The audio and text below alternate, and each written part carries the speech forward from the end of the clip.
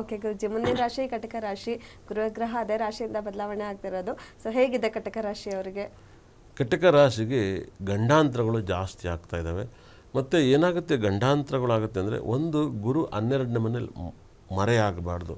ಗುರುಬಲ ಯಾವಾಗಲೂ ಇರಬೇಕು. ಗುರು 12ನೇ ಮನೆಗೆ ಮರೆಯಾಗೋದು ಮುಖ್ಯ ಅಲ್ಲ, ಭಾಗ್ಯಾಧಿಪತಿಯಾಗಿ 12ನೇ ಮನೆಗೆ ಹೋಗಬಾರ್ದು.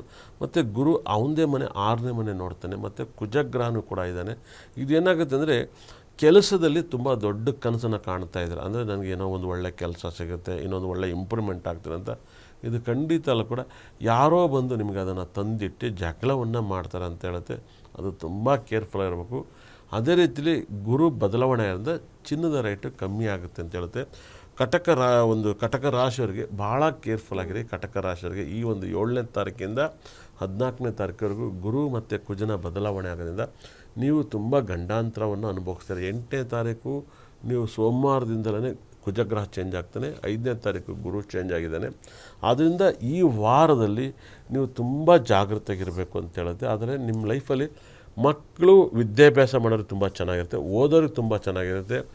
ಅಧಿಕಾರ ಮತ್ತು ಪವರು ಇದನ್ನು ಯಾರೆಲ್ಲ ಆಸೆ ಪಡ್ತಿರೋ ಅವ್ರಿಗೆ ಗಂಡಾಂತರಗಳು ಸಿಕ್ಕಾಬಟ್ಟೆ ಇದೆ ಅಂತ ಹೇಳುತ್ತೆ. ಮತ್ತು ನಿಮ್ಮ ಲೈಫಲ್ಲಿ ಕಬ್ಬಿಣಕ್ಕೆ ಸಂಬಂಧಪಟ್ಟಂಥ ಕೆಲಸಗಳನ್ನ ಏನೇ ಮಾಡಿದ್ರು ಒಳ್ಳೆಯದಾಗುತ್ತೆ. ಕಬ್ಬಿಣ ಅಂದರೆ ಅದು ಯಾವುದೇ ಕಬ್ಬಿಣದ ವಿಚಾರದಲ್ಲಿ ನೀವು ಕೆಲಸವನ್ನು ಮಾಡಿ ಒಳ್ಳೆಯದಾಗುತ್ತೆ. ಮತ್ತು ಭೂಮಿ ವಿಚಾರದಲ್ಲಿ ಮತ್ತು ಗುರು ಹಿರಿಯಳುಗಳದ ಶಾಪಗಳು, ಗುರುಗಳ ಜೊತೆ ಜಗಳಗಳು, ಇವೆಲ್ಲವೂ ಕೂಡ ಕಟಕ ರಾಶಿಯಿಂದ.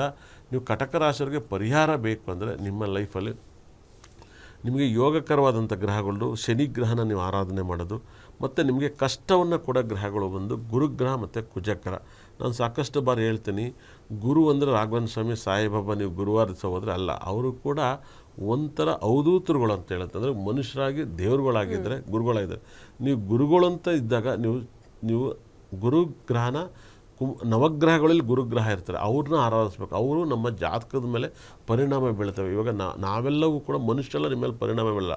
ಆದರೆ ನೀವು ನಿಜವಾಗ್ಲೂ ಕೂಡ ಇಲ್ಲೇನಾಗುತ್ತೆ, ನೀವು ತುಂಬ ಜನಕ್ಕೆ ಅಸ್ಟ್ರಾಲಜಿ ಬಗ್ಗೆ ಗೊತ್ತಿಲ್ಲದರಿಂದ ನೀವು ಗುರುವಾರ ಅಂದರೆ ನೀವು ರಾಘವೇಂದ್ರ ಸ್ವಾಮಿ ದೇವಸ್ಥಾನ, ಸಾಯಿಬಾಬಾ ಟೆಂಪಲ್ಲು ಅದಲ್ಲ. ಅವರು ಭಾಳ ವಿಶೇಷವಾಗಿ ನೀವು ದಕ್ಷಿಣಾಮೂರ್ತಿನ ಆರಾಧನೆ, ನೀವು ರಾಘವೇಂದ್ರ ಸ್ವಾಮಿ ಟೆಂಪಲ್ಗೆ ಹೋಗಿ, ಸಾಯಿಬಾಬಾಗೆ ಹೋಗಿ, ಅಲ್ಲಿ ದಕ್ಷಿಣಾಮೂರ್ತಿನ ಆರಾಧನೆ ಮಾಡಿದಾಗ ನಿಮಗೆ ತುಂಬ ಬೆನಿಫಿಟ್ ಆಗುತ್ತೆ. ಭಾಳ ವೈಬ್ರೇಷನ್, ತುಂಬ ದೊಡ್ಡ ವೈಬ್ರೇಷನ್ ಕಾಣ್ತೀರ. ನಿಮ್ಗೇನಾಗುತ್ತೆ, ಅವತ್ತು ಯಾರೂ ಗ್ರಹಗಳ ಬಗ್ಗೆ ಅಷ್ಟು ಮಾರ್ಕೆಟ್ ಮಾಡಿಲ್ಲ, ನಿಮ್ಗೆ ಅರ್ಥ ಆಗಿಲ್ಲ.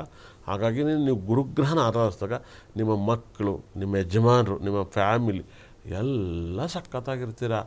ಗುರುಗೆ ಅಂಥ ಒಂದು ಯೋಗ ಇದೆ. ತುಂಬ ಟೆಕ್ನಾಲಜಿನ, ವಾಸ್ತು ಕಿಟ್ಟನ್ನು ವಾಸ್ತು ಮಾಡಿಸ್ಕೊಳ್ಳಿ, ನಿಮಗೆ ತುಂಬ ಪ್ರಾಬ್ಲಮಿಂದ ಕ್ಲಿಯರ್ ಮಾಡ್ಕೊಳ್ತೀರ. ಓಕೆ ಗುರುಜಿ.